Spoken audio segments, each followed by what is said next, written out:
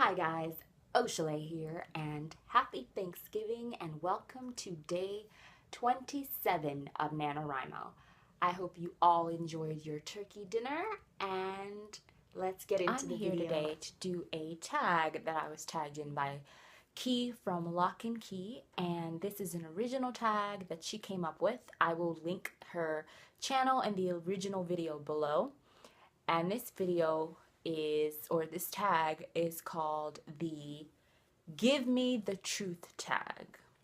And it's very original, very cool, and unique kind of tag. And thank you so much, Key, for tagging me. And I'm really excited to go ahead and do this and get started. So let's get started. So question number 1 is, would you rather have the ability to speed up time or to slow time down? And I would rather have the ability to speed up time, because it would be so nice to be able to speed up those parts in life that just aren't going that great. Having a bad month, let's speed up time. Maybe the next month. Having a bad year, let's speed up time. Don't want to wait in this line, let's speed up time. Tired of waiting for your food to come in the restaurant? Let's speed up time. I think you know where I'm going with this one. Now for question number 2. Would you leave a loved one to travel for a year? Yes, I absolutely would.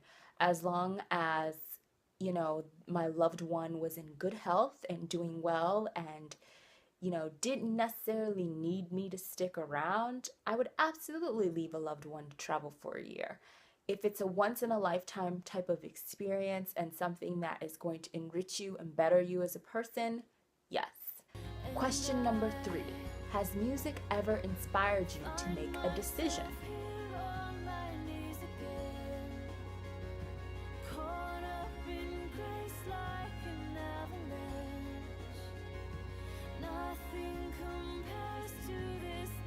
All the time. All the time.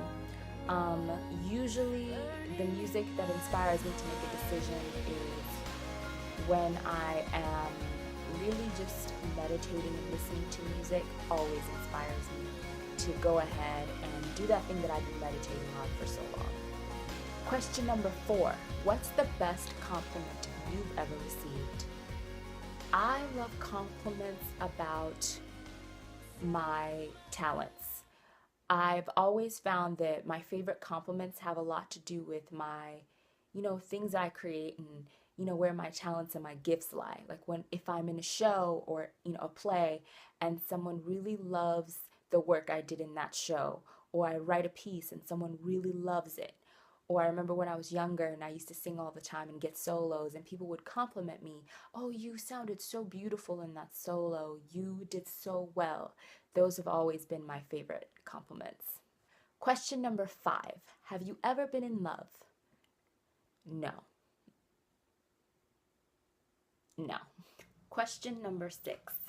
If you could have one do-over in life, what would it be? This is a really interesting question, and I realized that I wouldn't go back. I would keep moving forward. Everything that I've been through has brought me to where I am today and made me into the woman I am today, and I don't have any regrets. I would just keep moving forward. Question number 7. If you could be born again, who would you come back as? I would come back as myself. I really like myself. I have spent lots and lots of years getting to a place where I actually do really love myself and admire myself. And I like myself as well. So I would come back as myself. I would just want to come back with all of the knowledge that I have now so that I could avoid a lot of things that I did in the past and be a little bit further along in life than I am right now. So I would come back as myself, but with all the present knowledge that I have right now. That would be pretty cool. Question number 8. Where would you like to be right now and why aren't you there?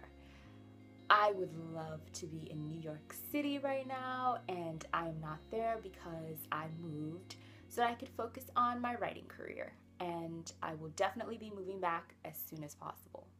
Question number 9. Name one thing that you say you like, but you really can't stand. Now, this one is an interesting one. I feel as though at this present moment in my life, I don't really have anything to name. I have become pretty straightforward and honest in the past couple years, and if I don't like something, I'm not going to beat around the bush. I'm going to say I don't like it. Obviously, if it's a person, I would never be so rude as to tell someone to their face that I don't like them. I just don't, surround myself with people that I don't like and that I don't want to be around. Simple as that. Question number 10. Fill in the blank. Fill in the blank. I can't stop thinking about my novel.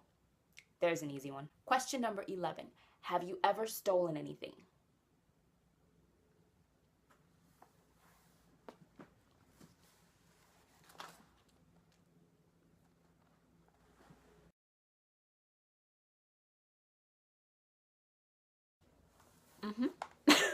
Yeah.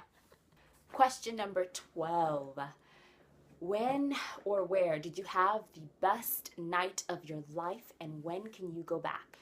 I have had so many seasons in my life where I've thought I've had the best night of my life.